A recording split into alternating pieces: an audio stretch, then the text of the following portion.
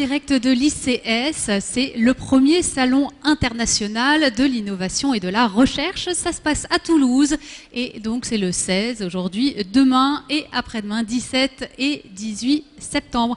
Et je suis en compagnie de Christian Salic. Bonjour. Bonjour.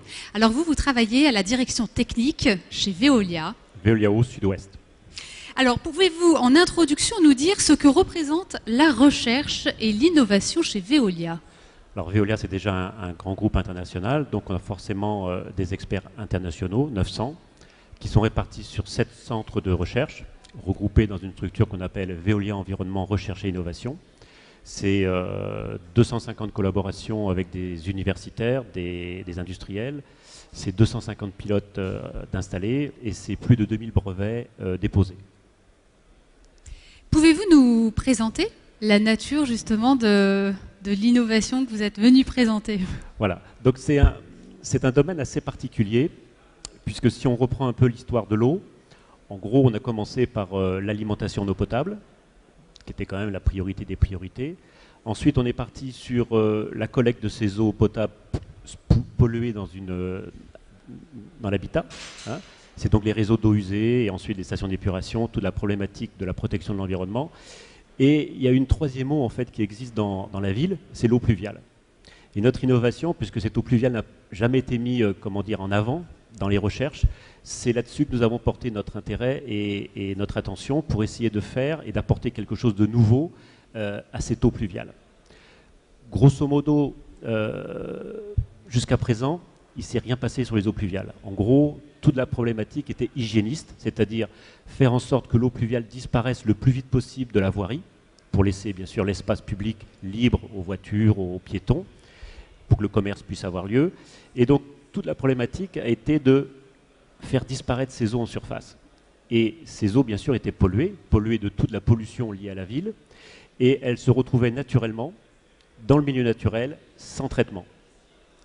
Ce qui forcément maintenant, aujourd'hui, devient un vrai problème. Et on essaye, et c'est notre innovation, d'apporter une solution simple et pratique de comment on peut faire pour dépolluer ces eaux pluviales. Et la deuxième question à laquelle on a essayé de répondre, c'est une fois qu'on l'a dépolluée, est-ce qu'on ne peut pas faire de ces eaux pluviales une ressource pour la ville? Et c'est là-dessus que nous avons travaillé. Et notre solution, notre innovation repose sur cette problématique. Et alors, quelle est la force, quels sont les points forts de cette innovation? Alors,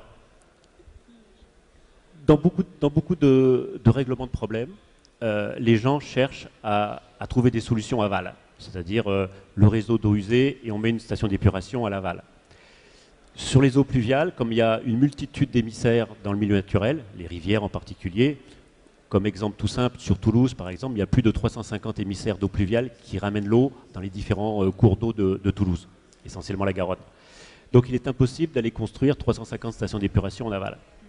Donc nous sommes remontés sur la gestion du problème, là où en fait l'engouffrement commence.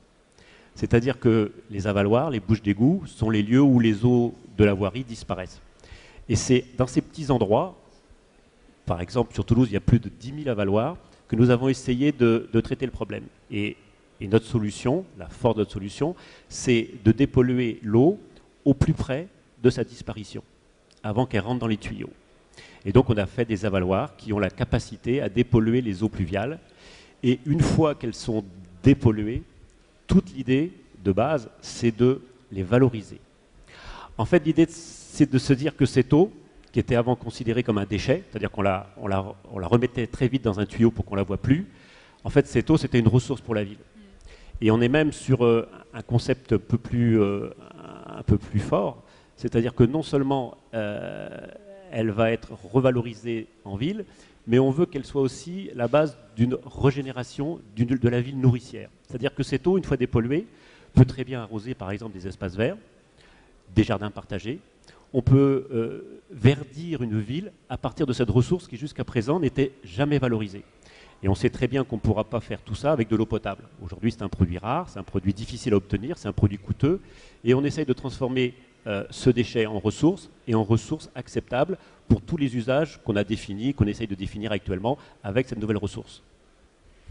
Et alors, quels seront les univers et les secteurs d'activité dans lesquels on pourra appliquer cette innovation dont vous venez de nous parler? Voilà.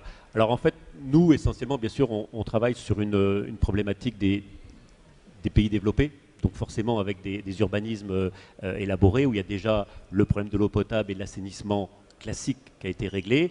Et donc on vise le marché des pays développés et essentiellement aussi, bien sûr, le marché des grandes villes et des villes moyennes.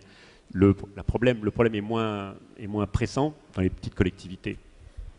Et donc ce marché des villes moyennes et des grandes villes, c'est un marché énorme puisque tout le monde essaye de faire en sorte que la ville devienne vivable ou reste vivable. Et cette nouvelle ressource en eau qu'on apporte va permettre de la rendre beaucoup plus agréable. Il y a un exemple très pratique qu'on peut regarder. Très souvent maintenant sur les villes, on a des problèmes de température l'été.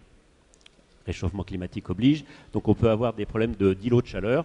Eh bien, cette eau pluviale dépolluée peut être réutilisée de façon à refroidir ces îlots de chaleur. Non seulement on reverdit, mais on peut aussi refroidir la ville. Donc il y a plein d'applications en fait à partir de cette ressource pour la valoriser. En fait, on n'a pas encore exploité tout le potentiel de valorisation qu'on peut tirer de cette application, de ces avaloirs dépolluants qu'on vient d'innover. Voilà. Merci beaucoup Christian Salic d'être venu nous présenter cette belle innovation développée par Veolia. Merci et bon salon. Merci.